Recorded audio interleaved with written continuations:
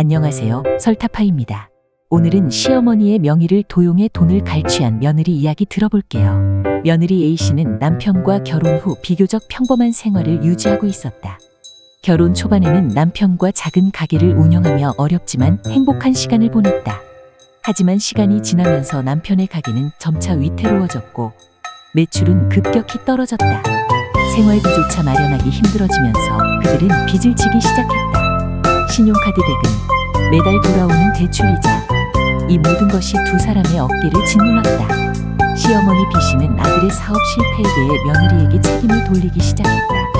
내가 가게를 관리만 잘했어도 이렇게까지 되진 않았을 거야. 시어머니의 차가운 말은 마치 가시처럼 A씨의 마음을 박혔다. A씨는 자신도 무척 노력했음을 알고 있었지만 시어머니의 말에 반박할 수 없었다. 경제적으로 완전히 몰락해가는 상황에서 그녀는 더욱 고립된 기분에 사로잡혔다. 결국 A씨는 경제적으로 더 이상 버틸 수 없는 상황에 몰리게 되었다. 은행에서 대출을 받을 길도 막혔고 그 어떤 금융기관도 그녀에게 돈을 빌려주지 않았다.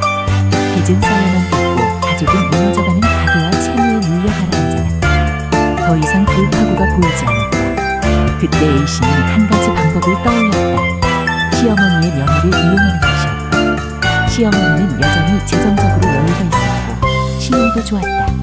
그 사실이 그녀를 유혹했다. 시어머니의 명의로 대출을 받으면 당장 눈앞의 경제적 위기를 벗어날 수 있을 것이라고 생각했다. 그녀는 자신의 결심에 한치의 망설임도 남기지 않으려 했었다. 이건 어쩌면 남편과 자신을 위한 유일한 방법이라고 스스로를 설득했다. A씨는 조용히 그러나 신중하게 계획을 세웠다. 그녀는 평소 시어머니와 자주 연락하며 친밀한 척 행동했다. 시어머니는 자신이 생각보다 더 중요한 도구가 될 수 있다는 사실을 전혀 모르고 있었다. 어머니, 제가 실업급여 신청을 좀 도와드릴까요? 어느 날 A씨는 시어머니에게 말했다. 시어머니는 처음엔 며느리의 제안을 의아해했지만 나름 고마운 마음에 그녀의 제안을 받아들였다.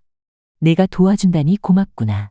시어머니는 그렇게 말하며 며느리에게 신분증 사진을 전송했다. 이 순간 A씨의 마음속에서 두려움과 죄책감이 섞인 감정이 잠깐 스쳐 지나갔지만 그녀는 이내 그 감정을 밀어냈다. 그녀에겐 선택의 여지가 없다고 스스로를 납득시켰다. 그렇게 시어머니의 신분증을 손에 넣은 A씨는 인천에 있는 한 휴대전화 매장으로 향했다. 시어머니의 명의로 선불 휴대전화를 개통할 계획이었다. 그녀는 서류를 위조해 시어머니 명의로 신청서를 작성했고 성공적으로 휴대전화를 개통했다. 그 휴대전화는 이제 대출을 위한 핵심 수단이 될 것이었다. 휴대전화를 개통한 후 A씨는 바로 금융기관 애플리케이션을 다운로드받았다. 앱에 접속해 시어머니의 명의로 대출을 신청하는 작업은 생각보다 간단했다. 신분증과 서류를 제출하는 모든 과정이 온라인으로 이루어졌고 시스템 상에서는 A씨가 아닌 시어머니 B씨가 대출을 신청한 것으로 기록되었다. 그녀는 두려움에 떨며 휴대전화를 쥐고 있었다. 실시간으로 승인 여부가 나오는 그 순간 그녀의 가슴은 미칠 듯이 뛰었다. 그리고 승인이 났다는 메시지가 화면에 떠올랐다. 처음에는 3천만 원. 그녀는 첫 번째 대출을 받으며 숨을 크게 들이마셨다. 이것으로 상황을 일단 버틸 수 있을 것 같았다. 그러나 그 돈은 생각보다 빨리 소진되었고 그녀는 두 번째, 세 번째 대출까지 이어서 신청했다. A씨는 총 3차례에 걸쳐 8,400만 원을 빼냈다. 돈을 빼낸 후 A씨는 일시적으로 안도감을 느꼈다. 마치 한숨 돌린 듯했다. 빚을 갚았고 당장의 위기는 넘긴 듯 보였다. 하지만 그 평화는 오래가지 않았다. 매일 밤 A씨는 죄책감과 두려움 속에서 잠을 설쳤다. 시어머니가 이 사실을 알게 되면 어떻게 될까?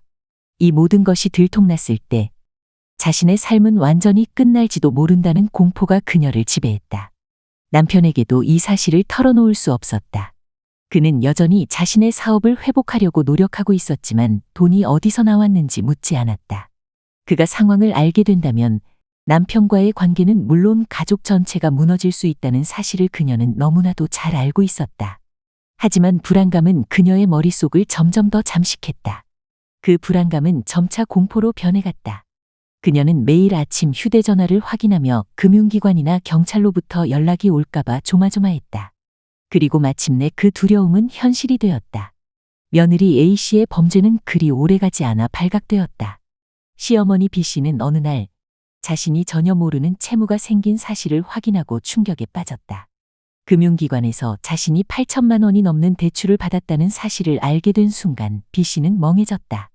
그녀는 자신이 대출을 받은 적이 없다는 것을 분명히 알고 있었고 이 사실을 믿을 수 없었다. B 씨는 곧바로 금융기관에 확인을 요청했고 경찰에 사건을 신고했다. 수사는 빠르게 진행되었고 며느리 A 씨가 서류를 위조하고 시어머니의 명의를 이용해 대출을 받은 사실이 드러났다.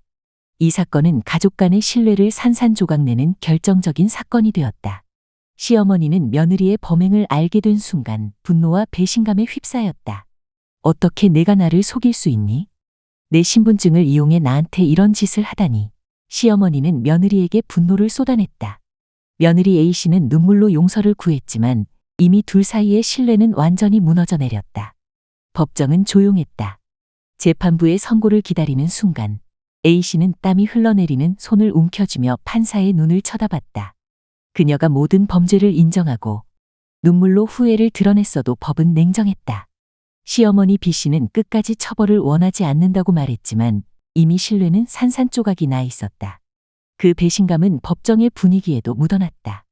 시어머니는 법정 한편에 앉아 있었지만 A 씨와 눈을 마주치려 하지 않았다. 서로 사이에 놓인 파괴된 신뢰의 무게는 고스란히 두 사람을 짓눌렀다. 판사는 냉철한 목소리로 판결을 내렸다. 피고 A 씨에게 징역 1년 2개월을 선고합니다. 재판부는 A 씨의 범죄가 경제적 궁지에 몰려 저질러진 것이라도 피해 금액이 8,400만 원에 이르는 대형 범죄였고 피해 복구도 이루어지지 않았음을 지적했다. 그 순간 A 씨는 자신이 저지른 모든 것이 무거운 현실로 다가왔다. 그녀는 고개를 떨군 채로 속으로 외쳤다. 이제 내 인생은 끝난 건가? 법정이 끝나고 A 씨는 구치소로 이송되기 전 마지막으로 시어머니와의 짧은 만남을 허락받았다. A 씨는 죄책감으로 몸을 웅크리며 시어머니 앞에 섰지만 시어머니의 얼굴은 여전히 차갑고 굳어 있었다. 어머니, A 씨는 말문을 열었지만 이어질 말이 나오지 않았다. 그녀는 눈물이 났지만 그 눈물조차 시어머니에게는 닿지 않았다. 시어머니는 한숨을 깊게 내쉬고는 고개를 저었다. 난 내가 왜 그랬는지 이해 못해.